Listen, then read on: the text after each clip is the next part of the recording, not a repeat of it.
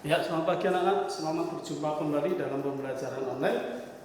Sebelum kita mulai pembelajaran hari ini, terlebih dahulu kita berdoa. Tuhan Allah Bapa kami yang kami sembah dalam nama Yesus Kristus, pagi ini kami bersyukur ya Tuhan atas segala kebaikan-Mu, buat kesehatan yang Tuhan berikan kepada kami, sehingga pada pagi hari ini kami boleh mengikuti pembelajaran online. Yang memberkati pembelajaran hari ini Tuhan dari awal pertengahan hingga akhirnya, sehingga tidak ada gangguan suatu apapun. Berikan hikmat-Mu, pengertian-Mu ketika pelajaran disampaikan, sehingga kami boleh memahami dan mengerti setiap pelajaran yang diberikan hari ini. Terpujilah nama-Mu Bapa, dalam nama Yesus Kristus kami siap mengikuti pembelajaran online. Haleluya, amin. Ya, hari ini kita akan belajar tentang IPA, yaitu menghemat energi, ya. Belajar IPA itu menghemat energi. Nah, di dalam bacaanmu itu, ya, hemat listrik demi tagihan dan generasi masa depan. Nanti kamu bisa baca. Nah, dari bacaan itu nanti, ya, Bapak boleh simpulkan bahwa di situ bacaan itu adalah tip-tip atau cara-cara untuk menghemat listrik. Ya, tip-tip atau cara-cara untuk menghemat listrik. Nah, menghemat listrik, ya, yang pertama itu di situ nanti kamu baca, ya, itu ada cara menghemat listrik, mematikan lampu yang tidak diperlukan lagi saat istirahat malam. Nah, contohnya kalau pas kita lagi tidur istirahat malam, ya, lampu-lampu yang nyala, baik lampu di ruangan tamu, di kamar mandi, itu lebih baik dimatikan. Ya, nah andai kata tidur tidak bisa gelap, ya berarti pakai lampu malam, jadi agak remang-remang gitu ya. Terus kemudian yang kedua, ya, kalau bisa kita gunakan lampu yang neon atau lampu LED. Nah, karena lampu neon dan lampu LED ini itu daya strumnya itu energinya itu kecil, jadi tidak dengan kayak bolam-bolam lampu biasa gitu ya. Jadi neon dan LED itu lampunya itu daya strumnya kecil. Terus kemudian pintu kulkas, ya, tertutup rapat dan isi kulkas jangan sampai penuh barang. Jadi pastikan pintu kulkas itu tertutup rapat, ya, jangan sampai renggang sedikit pun. Kemudian kalau bisa isi yang di dalam kulkas itu jangan sampai penuh, sehingga pintu kulkasnya bisa ditutup dengan rapat. Kemudian terus penggunaan AC, ya, penggunaan AC itu harus dikontrol. Contohnya kalau ruangannya kecil gitu ya, ya kita pakai suhu yang 24 atau 25 itu udah dingin perasaannya. Jadi nggak perlu kita kecilin sampai suhu 16. Nah, karena suhu 16 itu akan semakin boros listriknya gitu ya. Nah, itu beberapa tip untuk menghemat energi. Kemudian kita akan belajar bahasa Indonesia, yaitu tentang informasi dalam teks eksplanasi. Nah, kita belajar mencari kata-kata di dalam teks bacaan yang menurut kamu kata-kata itu sulit untuk dimengerti atau kata-kata baru, ya.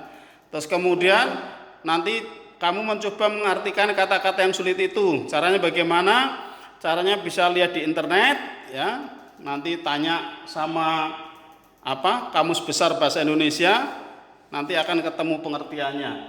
Nah, contohnya nggak seperti di dalam bukumu itu, ya, membuat biaya tagihan listrik rumah melambung. Nah, melambung itu apa? Terus kemudian tapi juga sisa pasokan energi untuk menghasilkan listrik akan habis. Nah, ya, pasokan itu apa? Pasokan.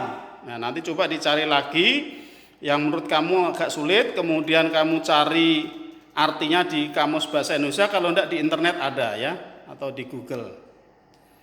Nah, kemudian masih bahasa Indonesia lagi, yaitu menulis teks eksplanasi. Ya, menulis teks eksplanasi.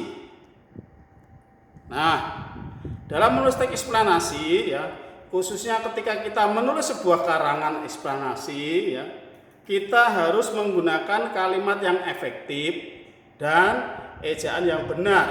Ya, ejaan yang benar itu ejaan yang sesuai dengan Kamus Bahasa Indonesia atau IYD gitu ya. Nah, nanti kalian belajar untuk menulis sebuah karangan dengan menggunakan kalimat yang efektif, ya, tidak bertele-tele, dan ejaannya pun juga benar. Kemudian PPKN, ya. PPKN menjelaskan dampak ekonomi akibat globalisasi. Nah, pasti setiap kegiatan ekonomi ketika terjadi globalisasi, ya, globalisasi itu akan membawa dampak. Nah, dampaknya ini dampak positif, ada yang dampak negatif. Nah, contohnya dampak positif itu contohnya ya meningkatkan etos kerja yang tinggi. Jadi etos kerja di sini ada semangat kerja yang tinggi. Ya, dengan dampak positif ini memang bagus. Terus kemudian dampak positifnya lagi, ya, jarak yang jauh bisa ditempuh dengan waktu yang cepat. Kalau zaman dulu ya kita harus naik pedati atau mungkin jalan kaki. Nah, dengan adanya globalisasi, ditemukannya mobil, ya, ditemukannya mesin, ini membuat kita menjadi mudah untuk bepergian ke tempat-tempat yang jauh dan jaraknya pun juga menjadi dekat. Nah, antaranya itu. Kemudian dampak negatif. Nah, dampak negatif ini adalah dari globalisasi itu, ya, contohnya makin lunturnya semangat gotong royong. Ya, dulu yang suka saling tolong menolong, bantu membantu. Kalau di kampung itu waktu itu Pak Sabto masih ingat, ya, di kampung saya ketika orang membangun rumah atau mendirikan rumah itu saling gotong royong. Nah, karena udah globalisasi ini sekarang udah cuek, udah nggak mempunyai semangat gotong royong lagi, gitu ya. Ataupun ada kata masih pun itu sudah berkurang. Ya, nah itu dampak negatifnya. Nah, terus kadang-kadang dampak negatifnya juga orang suka memikirkan diri sendiri, ya. Sudah tidak ada lagi, tidak peduli dengan orang lain, itu dampak negatifnya juga. Nah, nanti coba kalian cari juga yang lain dampak negatif dari pengaruh globalisasi dalam kegiatan ekonomi. Nah, mungkin itu saja pelajaran hari ini yang bisa saya sampaikan. Nanti untuk tugasnya bisa saya WA. Kemudian untuk besok itu adalah